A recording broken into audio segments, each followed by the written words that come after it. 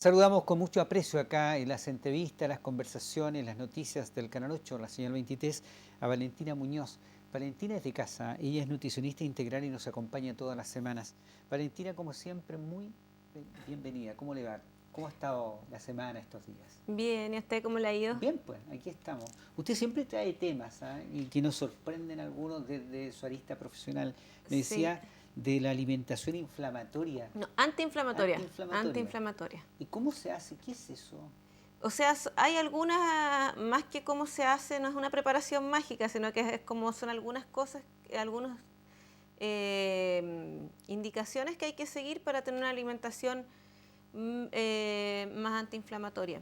Porque cuando uno, no sé, come algún producto, se inflama la guatita, eso, y hay que trabajar de alguna manera aquello, ¿no?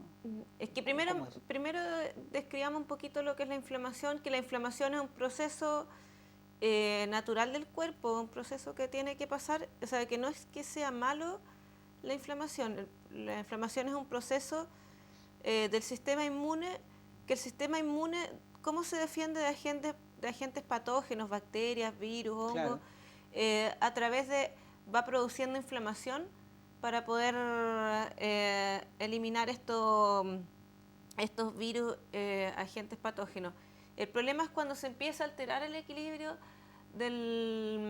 la homeostasis, el equilibrio del cuerpo, empieza a alterarse el sistema inmune y empieza a producir una inflamación más crónica, es decir, el cuerpo se mantiene en un estado de inflamación. No, Entonces, no, ¿qué? no tan solo la guatita. No, es que me refiero a inflamación, es un proceso ya más a nivel celular, Ah, ya. no la inflamación cuando uno Sí, está con claro. distensión abdominal, sino que es un proceso más a nivel microscópico.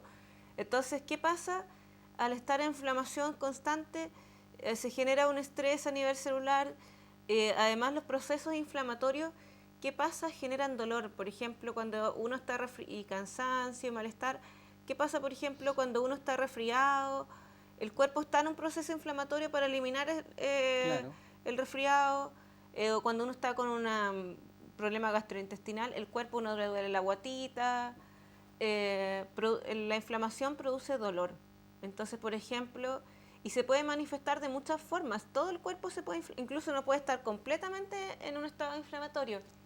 Y la inflamación puede producir enfermedades, por ejemplo, hay enfermedades inflamatorias intestinales como tenemos la colitis ulcerosa, enfermedad de Crohn, pero esas son enfermedades ya más crónicas y cuando ya ahí ya se produce una enfermedad autoinmune en que el cuerpo se empieza a atacar a sí mismo. Valentina, pero ¿cómo se combate eso?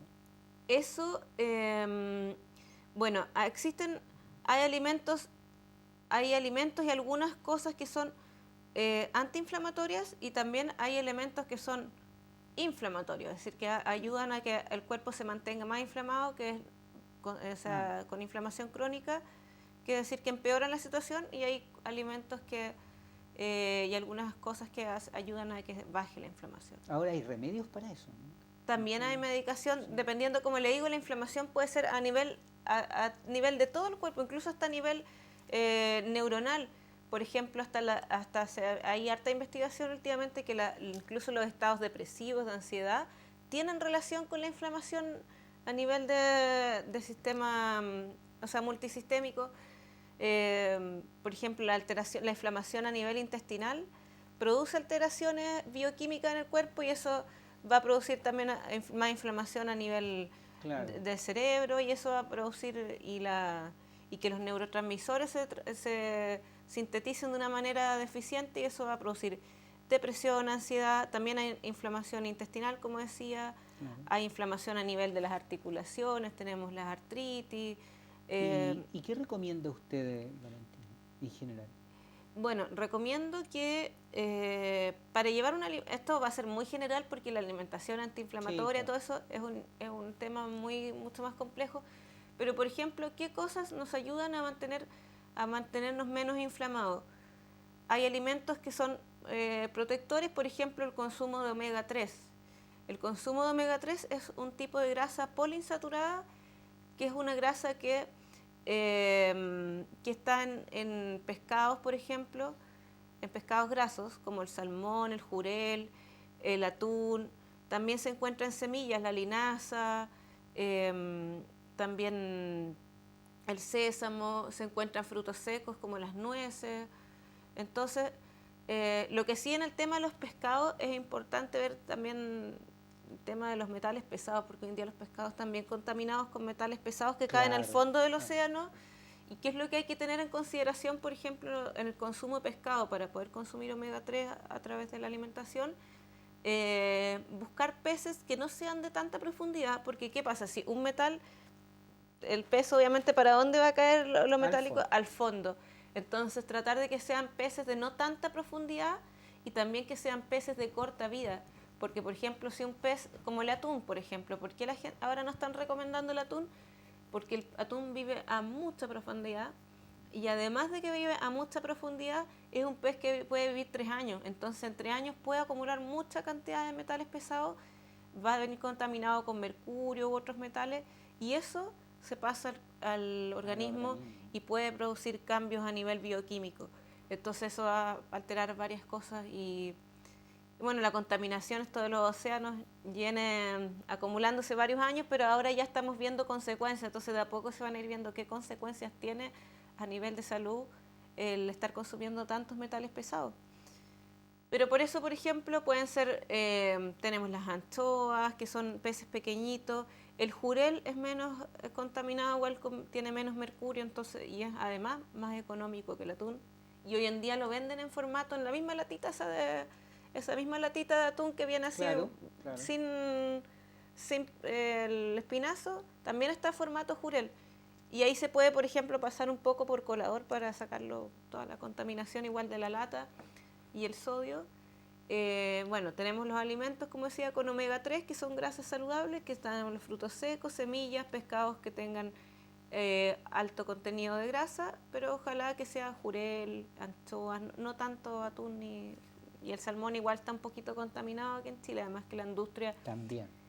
También uno tiene que ver, obviamente, complementar la parte económica, la parte ambiental, porque, por ejemplo, uno igual debe ir tomando conciencia del daño medioambiental que consume, de los alimentos que uno consume.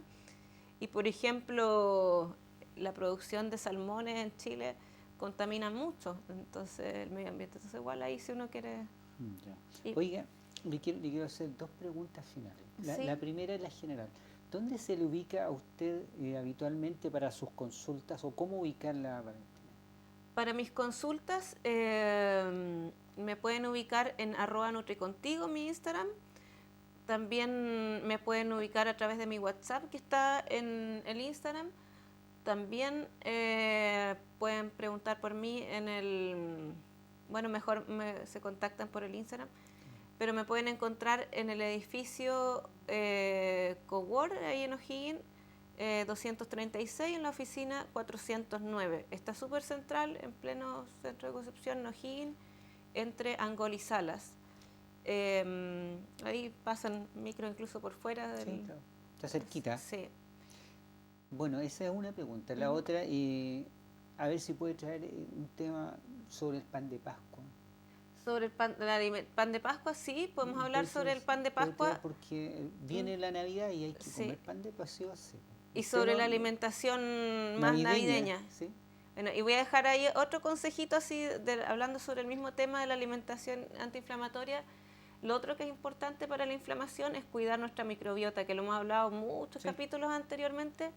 ¿Y de qué forma podemos cuidar la microbiota?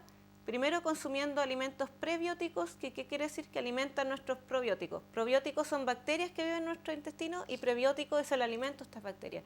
¿Y qué alimentos nos pueden ayudar a cuidar nuestra microbiota? Alimentos altos en fibra, como avena, frutas, cereales integrales, idealmente que sean naturales, ¿sí? Por ejemplo, la avena, ojalá la avena más salvaje, esa más sin que la avena entera. Frutas, legumbres, o los alimentos, por ejemplo, como papas, fideos, cocinarlos y dejarlos de un día para otro, por ejemplo, en el refrigerador, y aumenta el índice, o sea, aumenta la cantidad de fibra y además ayuda al índice a que tenga menor índice glicémico, es decir, para la gente con diabetes también es mejor. Entonces, cuidar la microbiota a través de fibra, frutas, avena, legumbres, alimentos con mayor cantidad de fibra. Además puedes consumir alimentos fermentados como yogur, kéfir, o también reforzar si está muy debilitado con probióticos en pastillas, que los que venden en la farmacia, de más de 10 millones de unidades productoras. Eso es un consejo porque los que tienen menos no sirven mucho. Valentina, como siempre, ha sido muy gentil. Le esperamos cuando usted lo considere para hablar de esto que es lo suyo, como nutricionista integral, que nos deja tan ilustrado. Muchísimas gracias. Gracias a usted. Bien, pues Valentina ha estado acompañándonos en las entrevistas, en las noticias. Muchas gracias por estar con nosotros.